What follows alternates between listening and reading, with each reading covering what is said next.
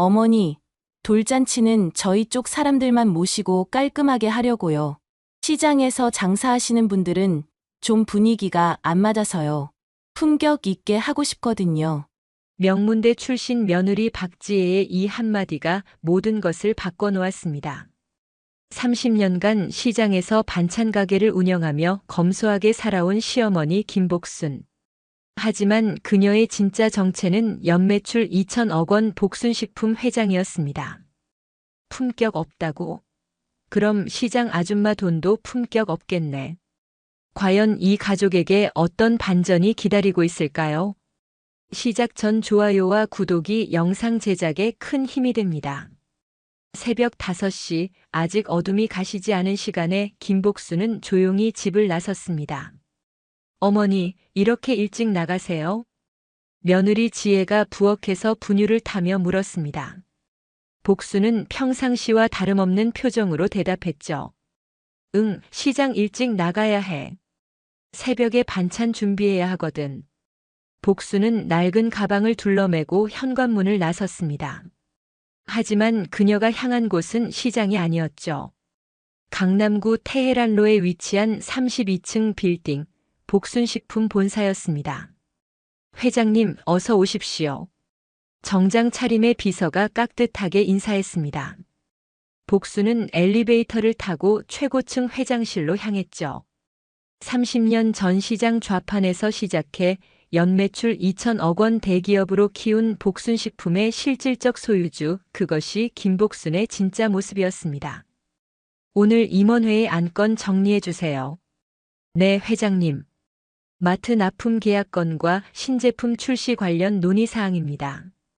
복순은 회의 자료를 검토하며 중요한 결정들을 내렸습니다. 전국 대형마트에 납품하는 반찬류의 70%가 복순식품에서 생산되는 제품들이었죠. 하지만 정작 가족들은 이 사실을 전혀 몰랐습니다.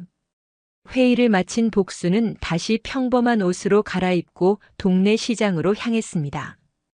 복순이네 반찬 가게는 이미 직원이 와서 운영하고 있었죠. 사장님, 오늘도 일찍 오셨네요. 응, 고생 많아. 나는 잠깐만 있다가 갈게. 복순은 가게 뒤편 작은 사무실로 들어갔습니다. 겉보기에는 허름한 창고 같았지만 안쪽에는 최신형 컴퓨터와 각종 서류들이 정리되어 있었죠. 이곳이 복순의 진짜 사무실이었습니다. 며칠 후면 도훈이 돌잔치인데 복순은 손자 도훈이를 생각하며 미소를 지었습니다. 12개월 된 첫 손자의 돌잔치를 위해 특별한 계획을 세우고 있었죠. 시장 상인들과 오래된 친구들을 초대해서 정성스럽게 준비하고 싶었습니다. 한편 집에서는 지혜가 대학 선배 이미선과 전화 통화를 하고 있었습니다. 언니, 시댁에서 돌잔치 어떻게 하려나 봐요? 아직 구체적인 얘기는 안 나왔는데 시어머니가 시장 상인분들 초대하려고 하시나 봐요. 이미선은 명문대 출신으로 현재 외국계 컨설팅 회사에서 이사로 일하고 있었습니다. 해외 MBA를 마치고 돌아온 엘리트 의식이 강한 사람이었죠. 지혜야, 요즘 시대에 그런 분들이랑 어울려야 해. 준석이 승진도 생각해야 하고 좀 더 품격 있게 해야지. 그러게요. 근데 시어머니가 워낙. 지혜는 속내를 털어놓기 시작했습니다. 평소 시어머니에 대해 품고 있던 불만들이 쏟아져 나왔죠. 솔직히 친구들한테도 말 못하겠어요. 시댁이 시장에서 장사한다고. 명문대 나와서 대기업 다니는 제가 시장 아줌마 밑에서 눈치 보고 사는 게 답답하거든요. 이미선은 지혜의 말에 공감하며 부추겼습니다. 그럼 이번 기회에 확실히 선을 그어. 돌잔치만큼은 내가 주도해서 센스 있게 해. 그래야 준석이한테도 도움이 되고. 지혜는 이미선의 조언에 용기를 얻었습니다. 평소 시어머니에게 하지 못했던 말들을 이번에는 해보겠다고 마음먹었죠. 그날 저녁 복순이 시장에서 돌아왔습니다. 손에는 도훈이가 좋아하는 과일과 이것저것 먹거리들을 들고 있었죠. 어머니, 고생 많으셨어요. 응, 우리 도훈이 어디 있어? 복순은 손자를 찾으며 기쁜 표정을 지었습니다. 도훈이는 아빠 준석의 품에 안겨 있었죠. 아빠 닮아서 잘생겼네. 우리 도훈이가 제일 예뻐. 복순이 손자를 안고 뽀뽀하자 도훈이가 깔깔 웃었습니다. 이런 순간들이 복순에게는 가장 소중했죠. 어머니, 도훈이 돌잔치 얘기 좀 할까요? 지혜가 조심스럽게 말을 꺼냈습니다. 복순은 손자를 무릎에 앉히고 지혜를 바라봤죠. 응, 그래. 나도 준비할 게 많아서 말하려던 참이었어. 복순은 이미 나름대로 계획을 세워두고 있었습니다.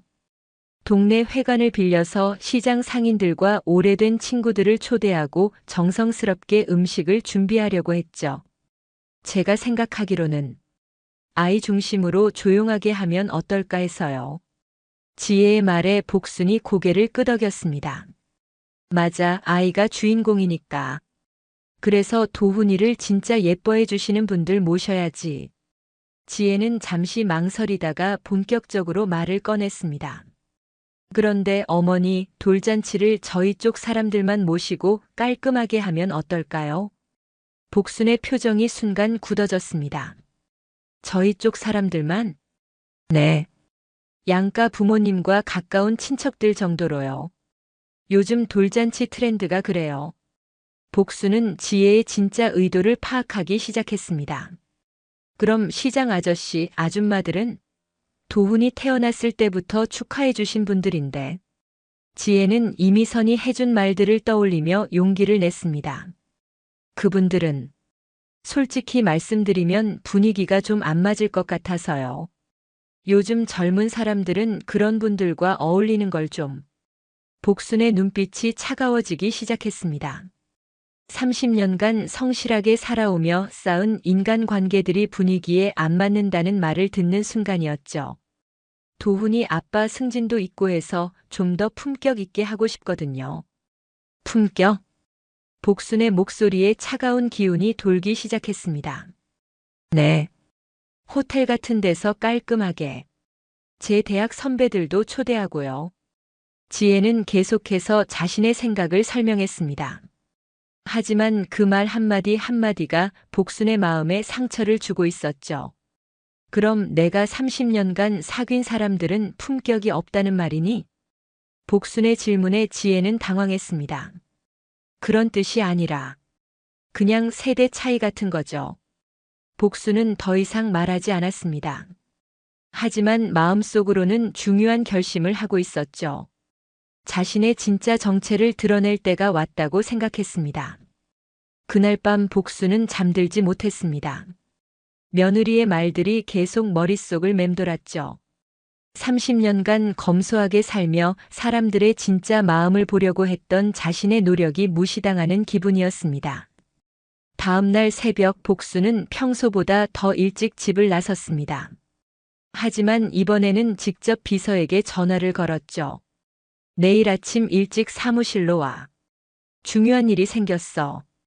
네, 회장님. 무슨 일이신지요? 며느리 문제야. 이제 정리할 때가 된 것 같아. 복순의 목소리에는 지금까지 볼 수 없었던 차가운 결의가 담겨 있었습니다. 30년간 숨겨왔던 진짜 모습을 드러낼 준비를 하고 있었죠. 며칠 후 지혜는 이미선과 만나 돌잔치 계획을 구체적으로 세우고 있었습니다. 강남의 고급 카페에서 만난 두 사람은 자신들만의 완벽한 계획을 세우고 있었죠. 언니, 시어머니한테 어떻게 말할지 고민이에요. 걱정 마. 요즘 시대에 맞는 말로 하면 돼. 아이 중심으로 조용하게 이런 식으로. 이미선은 자신의 경험담을 들려주기 시작했습니다. 내가 결혼했을 때도 시댁에서 옛날식으로 하려고 했거든. 근데 확실하게 선을 그었지. 그래야 나중에도 주도권을 가질 수 있어. 지혜는 이미선의 조언에 고개를 끄덕였습니다. 평소 존경해왔던 선배의 말이라 더욱 설득력이 있었죠. 그런데 시장 상인분들 기분이 상하지 않을까요? 그런 걱정할 필요 없어. 어차피 그분들도 이해할 거야. 시대가 바뀐 걸. 한편 복수는 회사에서 비서와 중요한 회의를 하고 있었습니다. 지혜 명의로 되어 있는 자산 목록 다시 정리해줘. 네, 회장님. 강남 아파트가 15억, 복순식품 주식이 20%로 시가 120억 정도입니다. 복수는 3년 전 지혜가 결혼했을 때 며느리에게 증여했던 재산 목록을 다시 확인했습니다. 당시에는 며느리를 진심으로 반겨주고 싶어서 아낌없이 나눠준 것이었죠. 혹시 이 증여를 취소할 수 있나? 법적으로는 특별한 사유가 있어야 가능합니다. 배은망덕한 행위나 가족에 대한 의무 저버림 같은 경우에요. 복수는 며느리의 행동들을 떠올려 봤습니다. 자신과 자신의 인간관계를 무시하는 것도 충분한 사유가 될 수 있었죠. 준비해둬. 언제든 실행할 수 있게. 그날 저녁 지혜는 본격적으로 복순과 대화를 나누기로 했습니다. 이미선의 조언대로 확실하게 선을 긋겠다는 마음이었죠. 어머니, 돌잔치 얘기 계속해요. 복수는 도훈이를 재우고 나와서 지혜와 마주 앉았습니다. 그래, 말해봐. 제가 며칠 전에 말씀드렸듯이 조용하게 하는 게 좋을 것 같아요. 복수는 지혜의 표정을 유심히 살펴봤습니다. 며느리의 진짜 속마음을 알고 싶었죠. 조용하게라는 게 구체적으로 뭘 말하는 거니? 호텔 같은 데서 양가 부모님과 가까운 친척들만 모시고요. 깔끔하고 세련되게 하는 거죠. 지혜는 자신이 준비해온 말들을 차례대로 꺼냈습니다. 그럼 시장분들은? 지혜는 잠시 망설이다가 솔직하게 말했습니다. 그분들은 솔직히 말씀드리면 분위기가 안 맞을 것 같아요. 요즘 젊은 세대들은 그런 전통적인 방식을 잘 이해하지 못하거든요. 전통적인 방식? 네. 시장에서 장사하시는 분들과 어울리는 것 자체가 요즘 트렌드와는 맞지 않아요. 저도 회사에서 동료들한테 뭐라고 설명해야 할지 모르겠고요. 복순의 얼굴이 점점 굳어졌습니다. 며느리가 자신을 얼마나 무시하고 있었는지 적나라하게 드러나는 순간이었죠. 준석이 승진도 있고 해서 주변 사람들 시선도 생각해야 하잖아요. 품격 있게 해야죠. 품격 있게? 복순의 목소리에 차가운 기운이 흘렀습니다. 네. 호텔에서 정식으로 하면 사진도 예쁘게 나오고 SNS에 올려도 좋고요. 제 대학 선배들도 초대할 수 있고요. 지혜는 자신의 계획을 신나게 설명했습니다. 하지만 그 말들이 복순에게는 모욕으로 들렸죠. 내가 시장에서 30년간 쌓은 인간관계가 품격 없다는 말이니? 복순의 질문에 지혜는 당황했습니다. 하지만 이미 너무 많은 말을 해버린 상태였죠. 그런 뜻이 아니라 그냥 세대가 다르잖아요. 사는 방식도 다르고 사는 방식이 달라? 네. 솔직히 말하면 시어머니 세대는 검소하게 사셨지만 저희 세대는 좀 더 모던하고 세련된 걸 추구하거든요. 복수는 더 이상 참을 수 없었습니다. 며느리가 자신을 얼마나 얕보고 있는지 확실히 알게 된 순간이었죠. 그래, 알겠다. 복순의 대답은 예상보다 담담했습니다. 지혜는 시어머니가 자신의 의견을 받아들인 것으로 생각했죠. 그럼 제가 호텔 예약하고 준비할게요. 그래, 내 마음대로 해. 복수는 일어나서 자신의 방으로 들어갔습니다. 하지만 지혜는 몰랐죠. 시어머니가 얼마나 분노하고 있는지를. 복수는 방에 들어가자마자 비서에게 전화를 걸었습니다. 내일 아침 일찍 사무실로 와. 증여 취소 절차 즉시 진행해. 회장님 정말 하시겠어요? 응. 30년간 참아왔는데 이제 그만할 때가 됐어. 복순의 목소리에는 확고한 결의가 담겨 있었습니다. 다음 날 새벽 복순은 평소보다 더 일찍 회사로 향했습니다. 비서는 이미 모든 서류를 준비해 두고 있었죠. 증여 취소 통지서와 모든 법적 절차 준비 완료했습니다. 복수는 서류들을 하나씩 검토했습니다. 강남 아파트 15억, 복순식품 주식 120억, 총 135억 원 상당의 재산이 지혜 명의로 되어 있었죠. 이유는 뭐라고 적을까요? 가족에 대한 의무 저버림과 배은망덕한 행위. 복수는 망설임 없이 대답했습니다. 그리고 한 가지 더. 지혜가 다니는 회사에 우리 제품 납품하고 있나? 네, 직원 식당 반찬 납품 계약이 있습니다. 그것도 검토해봐. 계약 조건 재협상이 필요할 것 같아. 복수는 이제 본격적으로 자신의 진짜 힘을 보여줄 준비를 하고 있었습니다. 한편 지혜는 회사에서 동료들에게 돌잔치 계획을 자랑하고 있었습니다. 호텔에서 하기로 했어. 시댁이 좀 그래서 내가 주도해서 깔끔하게 하려고. 좋겠다. 요즘 그런 식으로 하는 게 트렌드잖아. 지혜는 동료들의 반응에 만족했습니다. 자신이 올바른 선택을 했다고 생각했죠. 하지만 그날 오후 지혜에게 예상치 못한 전화가 걸려왔습니다. 지혜 씨, 변호사 사무소에서 연락드립니다. 급하게 받으셔야 할 서류가 있어서요. 서류요? 뭔 서류인데요? 직접 오셔서 확인하시는 게 좋겠습니다. 지혜는 불안한 마음으로 변호사 사무실로 향했습니다. 무슨 일인지 전혀 짐작할 수 없었죠. 변호사는 두꺼운 서류 봉투를 내밀었습니다. 증여 취소 통지서입니다. 시어머님께서 보내신 거예요. 증여 취소? 지혜는 서류를 열어보고 충격을 받았습니다. 자신 명의로 되어 있던 모든 재산이 회수된다는 내용이었죠. 이게 무슨 일이에요? 갑자기 왜? 사유는 여기 적혀 있습니다. 가족에 대한 의무 저버림과 배은망덕한 행위라고 되어 있네요. 지혜는 믿을 수 없었습니다. 시어머니가 이런 일을 할 줄은 꿈에도 몰랐거든요. 그런데 이게 법적으로 가능한가요? 충분한 사유가 있다면 가능합니다. 특히 가족 관계에서 심각한 갈등이 있을 경우에는요.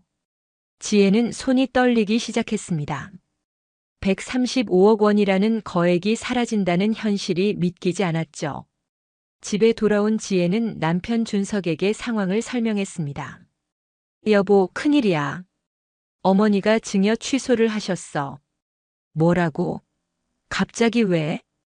지혜는 며칠 전 있었던 대화를 준석에게 털어놓았습니다. 준석의 얼굴이 점점 어두워졌죠. 당신이 그런 말을 했어? 시장분들이 품격에 안 맞는다고. 나도 모르게 그런 말이 나온 것 같아. 이미선 언니가. 준석은 고개를 저었습니다. 언니 말에 넘어가서 어머니한테 그런 말을 했다는 거야? 지혜는 후회하기 시작했습니다. 하지만 이미 돌이킬 수 없는 상황이었죠. 그날 밤 지혜는 잠을 이룰 수 없었습니다. 135억이라는 거액이 하루아침에 사라진다는 현실이 받아들여지지 않았죠. 더욱 충격적인 것은 그동안 평범한 시장 아줌마라고 생각했던 시어머니가 이런 거액을 증여할 수 있었다는 사실이었습니다. 여보, 어머니가 어떻게 이런 돈을 가지고 계셨을까? 준석도 혼란스러워했습니다. 자신도 어머니의 정확한 재산 규모를 몰랐거든요. 반찬 가게 하시면서 모으신 건가? 아니면 아버지 유산이 있었나? 둘은 밤새 추측만 할 뿐이었습니다. 진실은 상상을 초월했거든요. 다음 날 아침 복수는 평소와 다름없이 집을 나섰습니다. 하지만 이번에는 회사에서 중요한 미팅이 예정되어 있었죠. 회장님, 오늘 전국 유통업체 사장들과의 회의가 있습니다. 응, 알고 있어. 그리고 한 가지 더 확인할 게 있어. 복수는 지혜가 다니는 회사와의 납품 계약서를 검토했습니다. 연간 50억 원 규모의 계약이었죠. 이 계약 갱신 시기가 언제지? 다음 달입니다. 그럼 갱신하지 말자. 다른 업체 찾아보라고 해. 비서는 복순의 결정에 놀랐습니다. 회장님, 수익성 좋은 계약인데 괜찮으시겠어요? 돈보다 중요한 게 있어. 원칙 말이야. 복순의 목소리에는 흔들림이 없었습니다. 한편 지혜는 이미선에게 긴급히 전화를 걸었습니다. 언니, 큰일 났어요. 시어머니가 증여 취소를 하셨어요. 뭐라고? 그런 게 가능해? 135억이나 되는 돈이에요. 어떻게 하죠? 이미선도 당황했습니다. 자신이 부추긴 일이 이런 결과를 낳을 줄은 몰랐거든요. 일단 변호사 선임해서 법적 검토를 받아봐. 증여 취소가 항상 유효한 건 아니거든. 지혜는 이미선의 조언에 따라 변호사를 찾았습니다. 하지만 결과는 실망스러웠죠. 사유가 명확하고 증거도 충분합니다. 취소 자체를 막기는 어려울 것 같아요. 그럼 제가 할 수 있는 게 없나요? 시어머님과 화해하는 것이 최선입니다. 진심으로 사과하고 관계를 회복하세요. 지혜는 절망적인 기분이었습니다. 하지만 더 큰 충격이 기다리고 있었죠. 며칠 후 지혜의 회사에서 이상한 소식이 들려왔습니다. 지혜 씨, 우리 회사 식당 반찬 납품업체가 바뀐대요. 갑자기요? 왜? 복순식품에서 계약 갱신을 거부했다고 하네요. 이상하죠? 그동안 문제 없었는데. 지혜는 순간 소름이 돋았습니다. 복순식품이라는 이름이 익숙했거든요. 복순식품이요?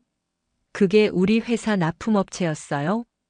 네, 반찬류는 거의 다 복순식품 제품이었어요. 업계 1위 회사거든요. 지혜의 머릿속이 복잡해졌습니다. 시어머니 이름과 같은 회사 이름, 그리고 갑작스러운 계약 해지. 뭔가 연관이 있을 것 같았죠. 집에 돌아온 지혜는 인터넷으로 복순식품을 검색해 봤습니다. 연매출 2천억 원의 대기업, 전국 유통망을 가진 1위 업체라는 정보가 나왔죠. 그런데 회장 이름이 공개되지 않았습니다. 비상장 기업이라 자세한 정보를 찾기 어려웠죠. 지혜는 불안한 마음으로 시어머니를 기다렸습니다. 확인하고 싶은 게 너무 많았거든요. 복순이 집에 돌아왔을 때는 이미 밤이 늦었습니다. 평소와 달리 정장 차림이었죠. 어머니, 오늘 어디 다녀오셨어요? 응, 좀 바빴어. 복순은 대답을 회피했습니다. 하지만 지혜의 눈에는 평소와 다른 점들이 보였죠. 어머니, 복순식품이라고 하세요? 복순의 표정이 순간 굳었습니다. 왜 갑자기 그런 걸 물어? 제가 다니는 회사에서 그 회사 제품 쓰거든요. 그런데 갑자기 계약이 해지됐어요. 복순은 지혜를 바라봤습니다. 며느리가 자신의 정체를 의심하기 시작한다는 것을 알 수 있었죠. 그런 일도 있구나.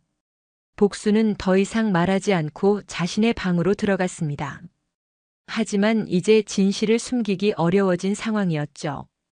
다음 날 지혜는 용기를 내어 시장으로 갔습니다.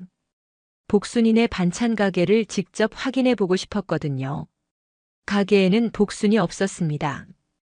대신 다른 아주머니가 일하고 있었죠. 복순이 어디 계세요? 사장님은 중요한 일 있어서 나가셨어요. 요즘 회사 일로 바쁘시거든요. 회사 일이요? 네, 큰 회사 운영하시면서 가게는 취미로 하는 거예요. 지혜는 충격을 받았습니다. 시어머니가 정말로 회사를 운영하고 있다는 확신이 들었죠. 그날 저녁 지혜는 복순과 정면으로 대결할 준비를 했습니다. 어머니, 솔직히 말씀해 주세요. 복순식품이 어머니 회사 맞죠? 복순은 더 이상 숨길 수 없다고 판단했습니다. 맞다. 지혜는 예상했던 답이지만 실제로 들으니 충격이었습니다. 그럼 지금까지 시장에서 장사한다고 하신 건 연기였어. 30년간 사람들의 진짜 마음을 보고 싶었거든. 복순의 말에 지혜는 할 말을 잃었습니다. 그리고 너도 이제 확실히 알게 됐지? 내가 그렇게 무시했던 시장 아줌마가 누구인지 말이야. 복순의 목소리에는 분노가 섞여 있었습니다. 어머니. 이제 와서 어머니. 며칠 전에는 시장 사람들이 품격에 안 맞는다고 했잖아. 지혜는 자신의 잘못을 깨닫기 시작했습니다. 하지만 이미 돌이키기에는 너무 멀리 와버린 상황이었죠. 제가 몰라서 그런 말을. 몰라서? 그럼 알았으면 다르게 했다는 말이니? 복순의 질문에 지혜는 대답할 수 없었습니다. 사실이었거든요. 역시 돈 보고 사람을 판단하는구나. 그래, 이제 확실해졌어. 복순은 일어서서 지혜를 내려다봤습니다. 135억이 아까우면 열심히 벌어서 갚아. 내가 시장에서 30년간 번 돈이니까. 그날 밤부터 집안 분위기는 얼어붙었습니다. 복수는 지혜와 말을 섞지 않았고 지혜는 죄책감과 절망감에 시달렸죠. 준석은 어쩔 줄 몰라 했습니다. 어머니와 아내 사이에서 입장이 난처했거든요. 지혜는 이미선에게 상황을 설명했습니다. 언니, 시어머니가 진짜 재벌이었어요. 복순식품 회장이래요. 이미선도 충격을 받았습니다. 그럼 우리가 완전히 잘못 판단한 거네. 어떡하지? 지혜는 절망적인 심정이었습니다. 자신의 오판이 이런 큰 결과를 낳을 줄은 몰랐거든요. 하지만 더 큰 문제가 기다리고 있었습니다. 복순의 복수는 이제 시작에 불과했거든요. 복순이 자신의 정체를 드러낸 후 집안 분위기는 완전히 바뀌었습니다. 지혜는 시어머니와 눈을 마주치기조차 어려워졌죠. 더욱 충격적인 것은 복순의 진짜 영향력을 조금씩 깨달아가는 과정이었습니다. 며칠 후 이미선에게서 급한 전화가 왔습니다. 지혜야, 나 큰일 났어. 왜요, 언니? 우리 회사에서 갑자기 큰 클라이언트들이 계약을 해지한다고. 네. 이유도 없이 말이야. 이미선이 다니는 외국계 컨설팅 회사는 여러 대기업들과 계약을 맺고 있었습니다. 그런데 갑자기 주요 클라이언트들이 연달아 계약 해지를 통보해 온 것이죠. 혹시 우리 때문인 건 아닐까요? 설마 그런 영향력까지 있겠어? 하지만 이미선의 추측은 틀렸습니다. 복수는 이미 이미선을 조사해서 그녀가 다니는 회사의 주요 클라이언트들을 파악하고 있었거든요. 복수는 회사에서 비서와 함께 다음 단계를 계획하고 있었습니다. 이미선이라는 사람이 다니는 회사 클라이언트 목록 다시 확인해봐. 네, 회장님. 대부분 우리와 거래하고 있는 회사들이네요. 복순식품은 단순히 반찬만 만드는 회사가 아니었습니다. 식자재 유통, 외식 프랜차이즈, 급식업체까지 다양한 계열사를 거느린 그룹이었죠. 그 사람들한테 전해. 우리 집안을 이간질한 사람과 관련된 회사랑은 거래 안 한다고. 회장님, 너무 심한 거 아닌가요? 심해? 내 며느리를 부추겨서 가족을 갈라놓으려던 사람한테 이 정도면 약한 거야. 복순의 목소리에는 차가운 분노가 서려 있었습니다. 이미선의 회사에서는 비상사태가 벌어지고 있었습니다. 미선 씨, 대체 무슨 일이에요? 클라이언트들이 우리를 왜 이렇게 기피하죠? 상사가 이미선을 불러 추궁했습니다. 저도 모르겠습니다. 특별히 문제가 된 일이 없는데요. 그럼 개인적인 문제인가요? 혹시 누군가와 갈등이 있었나요? 이미선은 순간 지혜와 있었던 일들을 떠올렸습니다. 하지만 설마 그것 때문일 거라고는 생각하지 못했죠. 한편 지혜는 집에서 복순의 차가운 시선을 견디고 있었습니다. 식사 시간마다 느끼는 무거운 분위기가 견디기 어려웠죠. 복순은 손자 도훈이만 예뻐해 줄 뿐 지혜에게는 말 한마디 건네지 않았습니다. 어머니, 제가 잘못했습니다. 용서해 주세요. 지혜가 용기를 내어 사과했지만 복순의 반응은 차가웠습니다. 용서? 내가 진짜로 뭘 잘못했는지나 알고 있니? 지혜는 대답하지 못했습니다. 자신의 잘못이 단순히 말실수가 아니라 더 근본적인 문제라는 것을 느끼고 있었거든요. 30년간 시장에서 성실하게 살아온 사람들을 품격 없다고 했잖아. 그게 얼마나 큰 모독인지 아니? 복순의 질문에 지혜는 고개를 숙일 수밖에 없었습니다. 그리고 이미선이라는 사람이 너를 그렇게 부추겼지? 그 사람이 누군지 다 알고 있어. 복순이 이미선까지 알고 있다는 말에 지혜는 더욱 불안해졌습니다. 어머니, 언니는 그냥 너를 이용해서 우리 집안 정보를 빼내려던 사람이 그냥. 지혜는 복순의 말에 충격을 받았습니다. 이미선이 그런 의도였다는 생각은 해본 적이 없었거든요. 이미선은 처음부터 너를 통해서 우리 집안 사정을 알려고 했어. 순진한 너는 그것도 모르고 이용당한 거고. 복순의 분석은 정확했습니다. 이미선은 실제로 지혜를 통해 복순 가족의 경제 상황을 파악하려 했었거든요. 그날 밤 이미선에게서 다시 전화가 왔습니다. 지혜야, 나 정말 큰일 났어. 회사에서 나한테 책임을 묻고 있어. 지혜는 복순의 말을 떠올리며 불안해졌습니다. 언니, 혹시 복순식품과 관련이 있는 건 아닐까요? 그런 것 같아. 복순식품 계열사들이 우리 회사와의 모든 계약을 해지하고 있어. 이미선도 이제야 상황의 심각성을 깨닫기 시작했습니다. 지혜야, 내 시어머니 영향력이 이 정도일 줄 몰랐어. 어떡하지? 지혜는 어떻게 대답해야 할지 몰랐습니다. 자신도 시어머니의 진짜 힘을 제대로 파악하지 못하고 있었거든요. 며칠 후 이미선은 회사에서 사실상 해고 통보를 받았습니다. 미선 씨, 클라이언트 손실로 인한 책임을 져야겠습니다. 상사의 말에 이미선은 절망했습니다.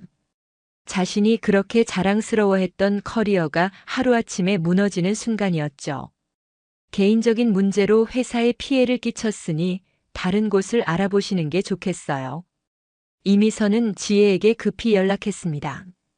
지혜야, 나 회사에서 쫓겨났어. 이 모든 게 내 시어머니 때문이야. 지혜는 죄책감에 괴로웠습니다. 자신 때문에 이미선까지 피해를 보게 된 것이었거든요.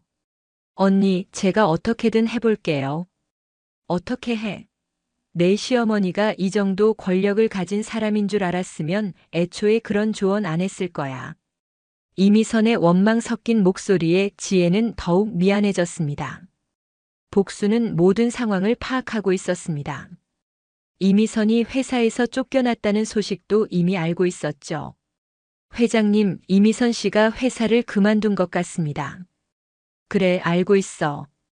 그런데 아직 끝난 게 아니야. 복순의 복수는 여기서 끝나지 않았습니다. 이미선이 업계에서 완전히 발을 못 붙이도록 할 계획이었거든요. 다른 회사들한테도 알려. 우리와 적대 관계에 있는 사람은 채용하지 말라고. 복순의 영향력은 지혜와 이미선이 상상했던 것보다 훨씬 컸습니다. 식품업계뿐만 아니라 관련 산업 전반의 네트워크를 가지고 있었거든요. 지혜는 이제야 자신이 얼마나 큰 실수를 했는지 깨닫기 시작했습니다. 단순히 돌잔치 문제가 아니라 가족의 존재 자체를 부정한 것이었죠. 그날 밤 지혜는 복순에게 다시 한번 사과하려고 했습니다. 어머니, 정말 죄송합니다. 제가 너무 어리석었어요. 복순은 지혜를 바라봤습니다. 이제 와서 후회해도 늦어.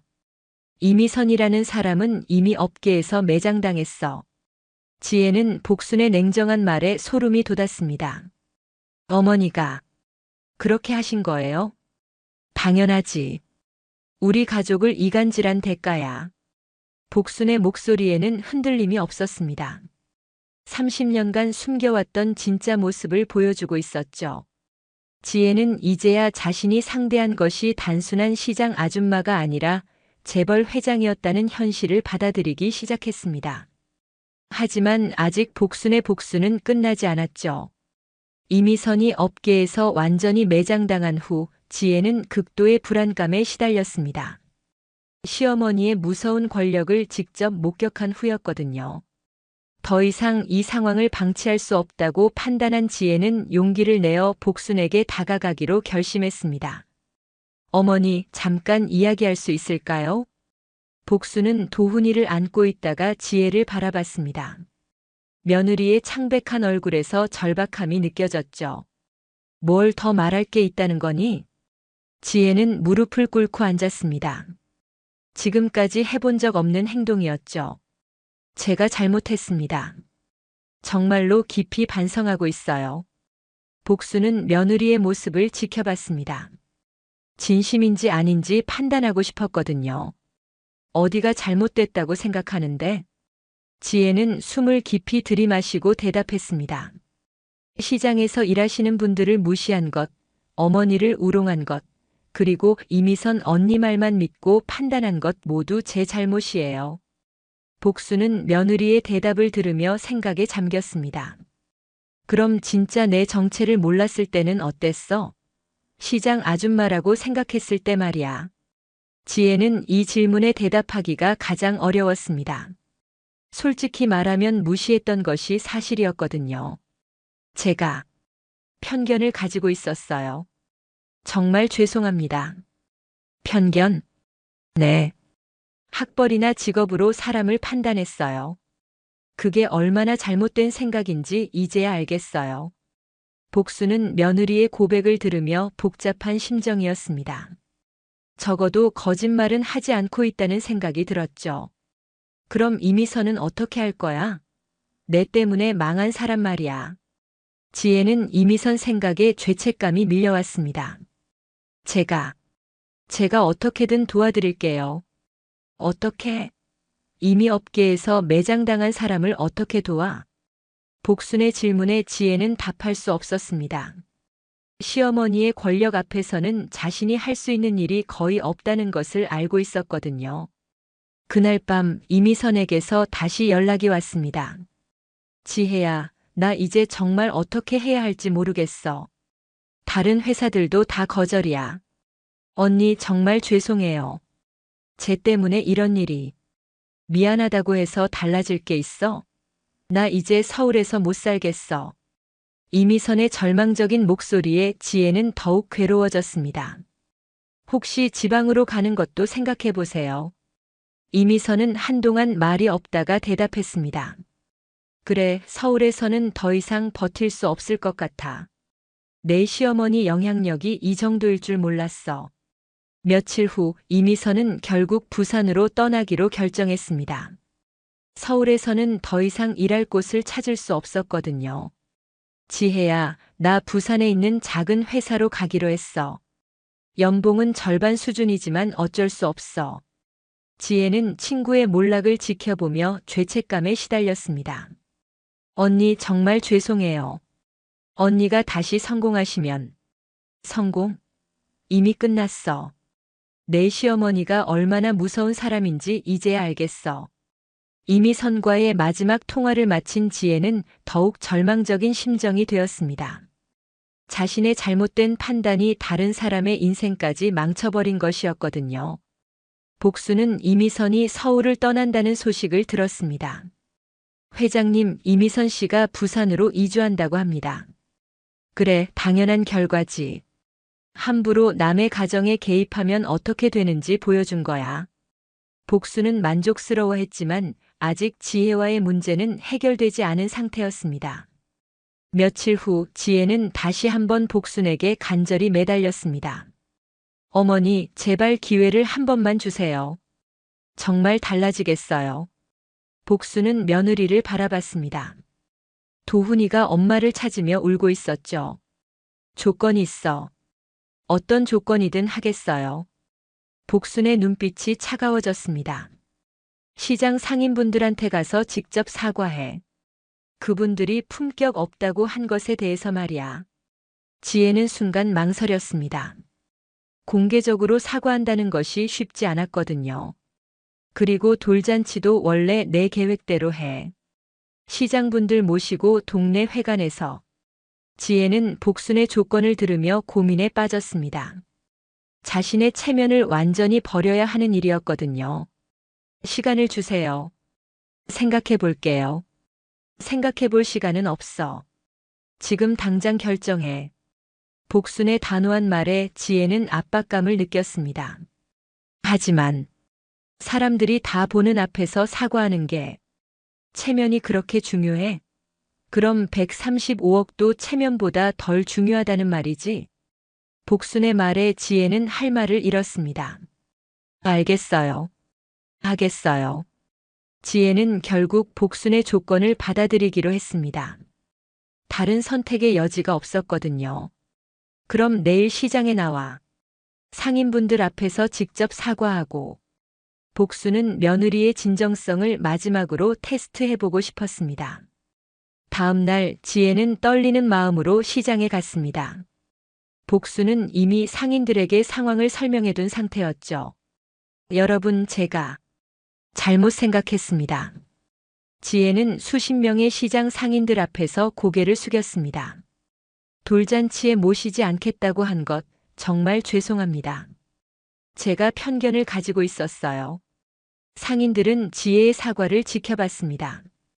어떤 이는 이해한다는 표정이었고 어떤 이는 여전히 서운해했죠. 복수는 며느리의 모습을 지켜보며 생각했습니다. 적어도 진심으로 사과하고 있다는 것은 느껴졌거든요. 사과를 마친 지혜는 복순을 바라봤습니다. 이제 용서해 주실 거예요? 복순은 잠시 생각하다가 대답했습니다. 일단 돌잔치부터 제대로 해보자. 그 다음에 생각해 볼게. 지혜는 복순의 답에서 희망을 느꼈습니다. 완전한 용서는 아니지만 기회는 주겠다는 의미로 받아들였거든요. 하지만 복순의 마음속에는 아직 의심이 남아 있었습니다. 지혜가 진짜로 변했는지 아니면 돈 때문에 굴복한 것인지 확실하지 않았거든요. 이미선이 부산으로 떠난 후 지혜는 돌잔치 준비에 매달렸습니다. 복순의 조건대로 시장 상인들을 모시고 동네 회관에서 하기로 한 것이죠. 하지만 마음속으로는 여전히 불안했습니다. 여보, 정말 이렇게 해도 될까? 남편 준석에게 지혜는 속내를 털어놓았습니다. 어머니가 원하시는 대로 하는 게 맞지. 우리가 잘못한 거니까.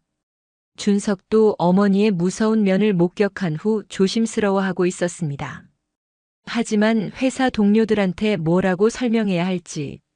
지혜는 여전히 체면을 생각하고 있었습니다. 복수는 이런 지혜의 모습을 지켜보며 실망했죠. 며칠 후 지혜의 회사에서 또 다른 문제가 발생했습니다. 지혜 씨, 부장님이 찾으세요. 지혜는 불안한 마음으로 부장실에 들어갔습니다. 지혜 씨, 최근에 개인적인 문제가 있나요? 무슨 말씀이신지. 우리 회사 급식업체가 갑자기 계약을 해지하겠다고 하네요. 혹시 관련이 있나 싶어서요. 지혜는 순간 복순의 영향이 자신의 직장까지 미치고 있다는 것을 깨달았습니다. 제가 알아보고 해결해 보겠습니다. 빨리 처리해 주세요. 회사에 피해가 가면 안 되니까. 지혜는 부장실을 나오며 절망감을 느꼈습니다. 시어머니의 권력이 상상 이상이었거든요. 집에 돌아온 지혜는 복순에게 직접적으로 물어봤습니다. 어머니, 제 회사 일에도 개입하고 계신가요? 복순은 태연하게 대답했습니다. 당연하지. 내가 진짜로 반성했는지 확인해야 하니까. 하지만 회사에 피해가 가면 그건 내가 해결할 문제야. 진짜로 변했다면 방법을 찾겠지. 복순의 냉정한 대답에 지혜는 더욱 절박해졌습니다. 그날 밤 지혜는 준석과 심각한 대화를 나눴습니다. 여보, 어머니가 정말 무서워.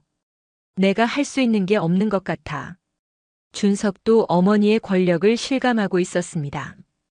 그럼 진짜로 마음을 바꿔야지. 어머니가 원하는 걸 해줘야 해. 하지만 지혜는 여전히 완전히 굴복하기 어려워했습니다. 돌잔치를 시장에서 하는 건 정말 부끄러워. 친구들이 뭐라고 할지. 복수는 옆방에서 이런 대화를 듣고 있었습니다. 지혜가 아직도 진심으로 변하지 않았다는 것을 확신했죠. 다음 날 복수는 더욱 강력한 압박을 가했습니다. 회장님, 지혜 씨 회사와의 모든 거래를 중단하시겠어요? 당분간 그렇게 해. 며느리가 정신을 차릴 때까지 말이야. 복순의 결정으로 지혜의 회사는 큰 타격을 받게 되었습니다. 지혜는 회사에서 더욱 큰 압박을 받았습니다. 지혜 씨, 이 문제 빨리 해결 안 하면 당신도 책임져야 해요. 상사의 경고에 지혜는 두려워졌습니다. 직장까지 잃을 수도 있는 상황이었거든요. 집에 돌아온 지혜는 도훈이를 안고 복순 앞에 무릎을 꿇었습니다. 어머니, 제발 용서해 주세요. 정말 잘못했어요. 복순은 손자를 보며 마음이 흔들렸습니다. 하지만 아직 지혜의 진정성을 확신할 수 없었죠. 용서받고 싶으면 조건이 있어. 어떤 조건이든 하겠어요. 복순은 잠시 생각하다가 말했습니다. 돌잔치를 내 방식대로 하는 것뿐만 아니라 앞으로 평생 시장 상인분들을 무시하지 마. 그리고 나를 진짜 어머니로 받들어. 지혜는 복순의 조건을 들으며 눈물을 흘렸습니다. 네, 그렇게 하겠어요. 말만 하지 말고 행동으로 보여줘. 돌잔치 때까지 지켜볼 테니까. 복순은 아직 완전히 마음을 열지 않았습니다. 며칠 후 지혜는 정말로 변하기 시작했습니다. 시장에 나가서 상인들과 친해지려고 노력했고 돌잔치 준비도 성실하게 했죠. 복순은 며느리의 변화를 지켜봤습니다. 처음에는 억지로 하는 것 같았지만 점점 진심이 느껴지기 시작했거든요. 어머니, 이렇게 준비하면 될까요? 지혜가 돌상 준비를 보여주며 물었습니다. 예전 같으면 귀찮아했을 일을 스스로 하고 있었죠. 그래, 잘하고 있어. 복순의 답변에서 조금씩 온기가 느껴졌습니다. 하지만 아직도 지혜는 완전히 변하지 못했습니다. 가끔씩 예전 생각이 올라와서 고민하곤 했죠. 돌잔치 일주일 전 지혜의 대학 동기에게서 연락이 왔습니다. 지혜야, 돌잔치 언제야? 우리도 초대해줘. 지혜는 잠시 망설였습니다. 친구들에게 시장에서 하는 돌잔치를 보여주기가 부끄러웠거든요. 가족끼리만 조용히 할 예정이야. 복수는 이런 지혜의 모습을 보며 실망했습니다.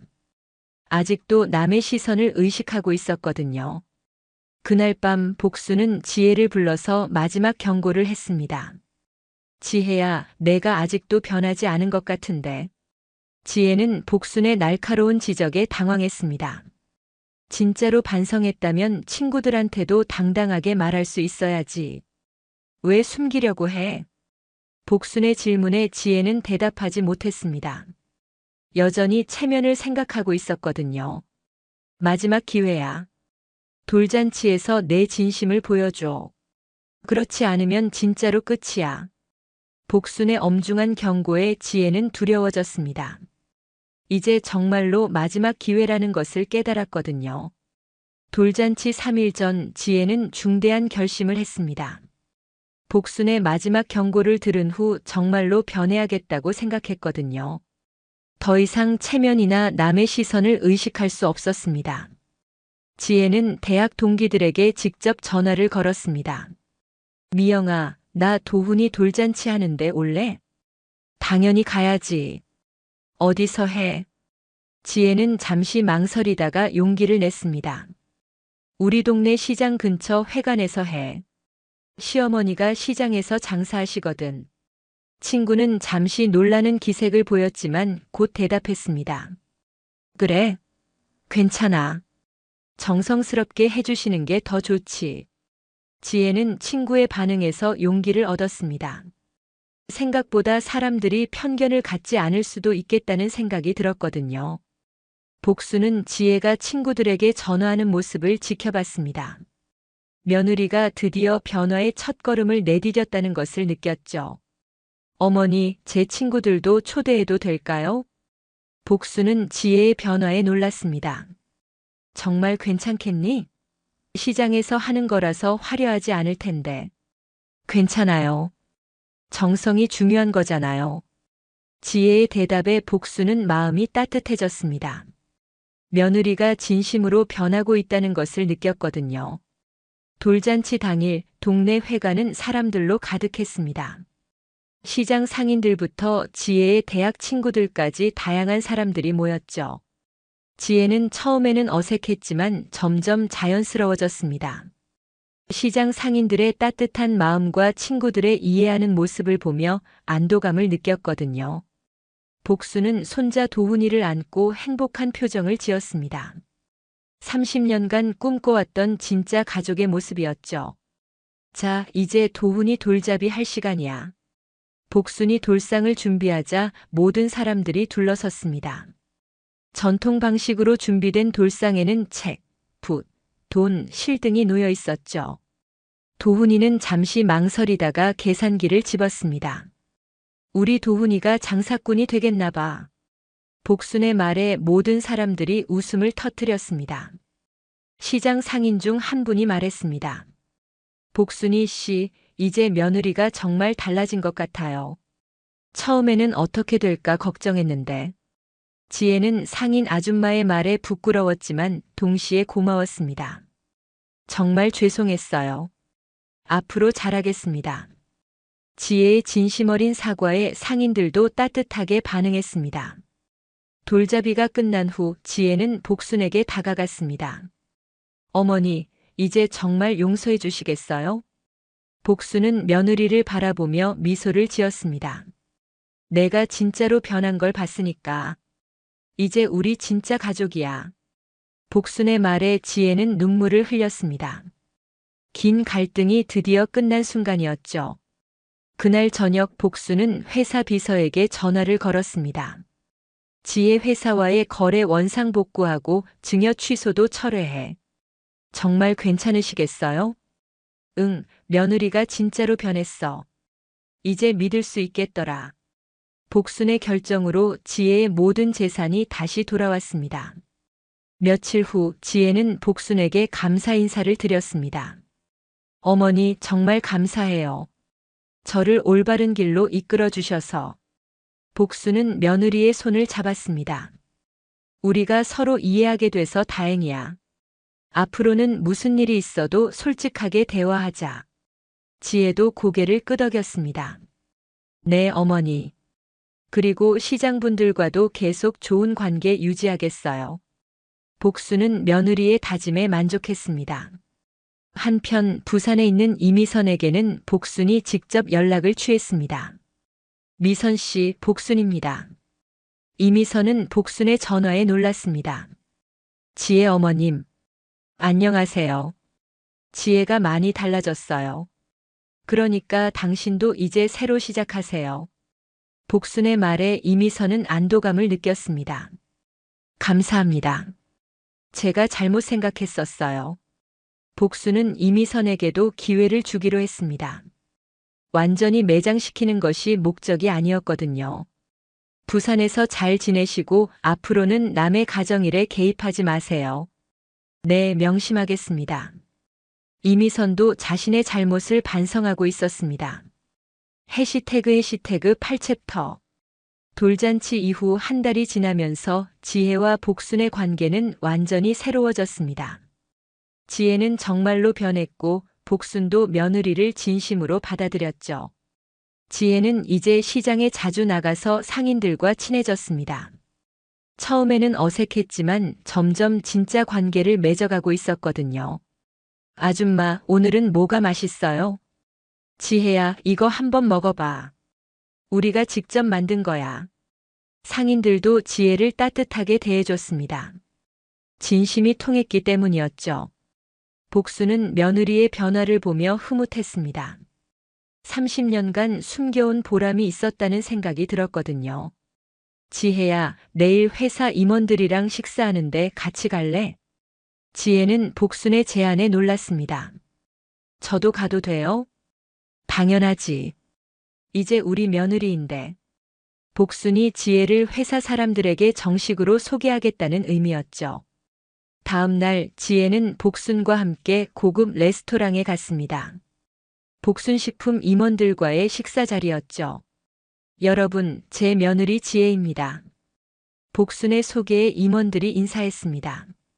사모님 며느리분이시군요. 반갑습니다. 지혜는 처음에는 긴장했지만 점점 자연스러워졌습니다. 복순이 옆에서 도와줬거든요. 식사 후 지혜는 복순에게 말했습니다. 어머니 정말 대단하세요. 이런 큰 회사를 운영하시면서도 겸손하게 사셨잖아요. 복순은 며느리의 말에 미소를 지었습니다. 돈이 많다고 사람이 달라지면 안 되지. 그래서 30년간 검소하게 산 거야. 지혜는 시어머니의 철학에 감동했습니다. 저도 그렇게 살고 싶어요. 돈보다 중요한 게 사람이니까. 복순은 며느리의 깨달음을 보며 뿌듯했습니다. 한편 부산에 있는 이미선은 새로운 환경에서 열심히 일하고 있었습니다. 연봉은 줄었지만 마음은 더 편해졌죠. 이미선은 지혜에게 가끔 안부 전화를 걸었습니다. 지혜야, 잘 지내? 네, 언니. 어머니와 관계도 좋아졌고 시장분들과도 친해졌어요. 다행이다. 나도 여기서 새로 시작하고 있어. 이미선의 목소리에는 평온함이 있었습니다. 언니 정말 죄송했어요. 언니까지 힘들게 해서. 괜찮아. 나도 교훈을 얻었어. 앞으로는 함부로 남의 가정일에 개입하지 않을 거야. 이미선도 자신의 잘못을 인정하고 있었습니다. 몇 달 후 지혜의 회사에서는 복순식품과의 거래가 더욱 확대되었습니다. 복순이 며느리를 위해 특별히 배려해 준 것이었죠. 지혜 씨 덕분에 우리 회사가 큰 혜택을 받네요. 동료의 말에 지혜는 겸손하게 대답했습니다. 시어머니 덕분이에요. 저는 아무것도 한 게 없어요. 지혜는 이제 시어머니의 권력을 자랑하지 않았습니다.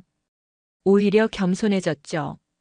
도훈이도 이제 걸음마를 시작했습니다. 할머니와 엄마가 화목한 모습을 보며 자라고 있었거든요. 할매, 엄마. 도훈이가 두 사람을 번갈아 부르는 모습에 복순과 지혜는 웃음을 터뜨렸습니다. 우리 도훈이가 제일 행복하겠다. 할머니랑 엄마가 사이좋으니까. 복순의 말에 지혜도 동감했습니다. 어머니 덕분이에요. 저를 올바른 길로 인도해 주셔서. 어떤 날 지혜는 복순에게 특별한 제안을 했습니다. 어머니, 제가 회사를 그만두고 복순식품에서 일해볼까요? 복순은 며느리의 제안에 놀랐습니다. 정말 그럴 생각이야? 네, 어머니가 평생 이룬 일을 이어가고 싶어요. 그리고 도훈이에게도 물려줄 수 있고요. 복순은 며느리의 마음에 감동했습니다. 진짜로 가족이 됐다는 생각이 들었거든요. 그럼 밑에서부터 차근차근 배워야지. 회장 자리는 쉽지 않으니까. 네, 당연히 그렇게 하겠어요. 지혜의 답변에 복순은 만족했습니다. 1년 후 지혜는 복순식품에서 중요한 역할을 맡게 되었습니다. 시어머니에게 많은 것을 배우며 성장하고 있었죠. 복순도 며느리에게 회사 일을 조금씩 맡기기 시작했습니다. 신뢰가 쌓였기 때문이었거든요. 시장에서는 복순과 지혜 모녀의 화목한 모습이 화제가 되었습니다. 복순이 씨 정말 며느리 잘 둔 것 같아. 둘이 얼마나 사이좋은지 몰라. 상인들의 말에 복순은 뿌듯했습니다. 처음에는 걱정했는데 이제는 정말 만족해. 지혜도 시장 사람들에게 완전히 받아들여졌습니다. 진심이 통했기 때문이었죠. 도훈이는 이제 3살이 되어 말을 제법 했습니다. 할매, 시장 가자. 도훈이의 말에 복순은 웃으며 대답했습니다. 그래, 우리 도훈이랑 시장 가자. 지혜도 함께 했습니다. 이제는 시장이 부끄러운 곳이 아니라 소중한 추억의 장소가 되었거든요. 어느 날 지혜는 복순에게 고백했습니다. 어머니, 정말 감사해요. 저를 이렇게 변화시켜 주셔서. 복순은 며느리의 손을 잡았습니다. 우리가 서로 만나서 다행이야. 진짜 가족이 됐잖아. 두 사람의 갈등은 완전히 해결되었습니다. 하지만 그 과정에서 모두가 소중한 교훈을 얻었죠. 부산에 있는 이미선도 가끔 연락을 하며 안부를 물었습니다. 서울에서의 실패를 교훈으로 삼아 더욱 겸손해졌거든요. 지혜야, 너희 가족 정말 보기 좋다. 나도 부산에서 잘 정착했어. 언니도 행복하게 사세요. 그리고 정말 죄송했어요. 괜찮아. 오히려 나에게 좋은 경험이었어. 복수는 이미선에게도 완전히 용서의 마음을 보냈습니다. 복수보다는 화해가 더 큰 힘을 가진다는 것을 깨달았거든요. 5년이 지난 후 도훈이는 초등학교에 입학했습니다. 할머니와 엄마가 함께 입학식에 참석했죠. 우리 도훈이가 벌써 이렇게 컸네. 복수는 손자의 성장을 보며 감회가 새로웠습니다. 어머니 덕분에 저도 좋은 엄마가 될 수 있었어요. 지혜의 말에 복수는 뿌듯함을 느꼈습니다. 그날 저녁 가족들이 함께 식사를 하며 이야기를 나눴습니다. 할머니, 우리 가족이 제일 행복한 거죠? 도훈이의 순수한 질문에 모든 사람들이 웃었습니다. 맞아, 우리가 제일 행복한 가족이야. 복순의 대답에 지혜도 고개를 끄덕였습니다. 진짜 가족의 의미를 깨달은 순간이었죠. 그 후로도 복순과 지혜는 서로를 존중하며 살아갔습니다. 시장 상인들과의 관계도 계속 이어갔고 복순식품도 더욱 성장했죠. 무엇보다 도훈이가 할머니와 엄마의 사랑 속에서 건강하게 자라고 있다는 것이 가장 큰 성과였습니다. 어느 날 복순은 지혜에게 말했습니다. 지혜야, 내가 진짜로 변한 걸 보니까 내 인생이 더 의미 있어진 것 같아. 저야말로 어머니 덕분에 진짜 사람이 됐어요. 두 사람은 서로를 바라보며 미소를 지었습니다. 갈등의 시간을 거쳐 더욱 깊은 유대감을 형성한 것이었죠. 시장에서 반찬 가게를 운영하는 평범한 아줌마로 보였던 복순, 그리고 명문대 출신으로 시댁을 무시했던 지혜. 하지만 진실이 밝혀지고 진정한 소통이 이루어진 후 그들은 진짜 가족이 되었습니다. 복수는 여전히 검소한 생활을 유지하며 사람의 진심을 중요하게 생각했고 지혜는 겸손함과 진정한 품격이 무엇인지 깨달았죠. 도훈이는 이런 두 사람의 사랑을 받으며 올바른 가치관을 가진 아이로 성장해 갔습니다. 이들의 이야기는 진정한 가족의 의미와 진짜 품격이 무엇인지 보여주는 소중한 교훈이 되었습니다.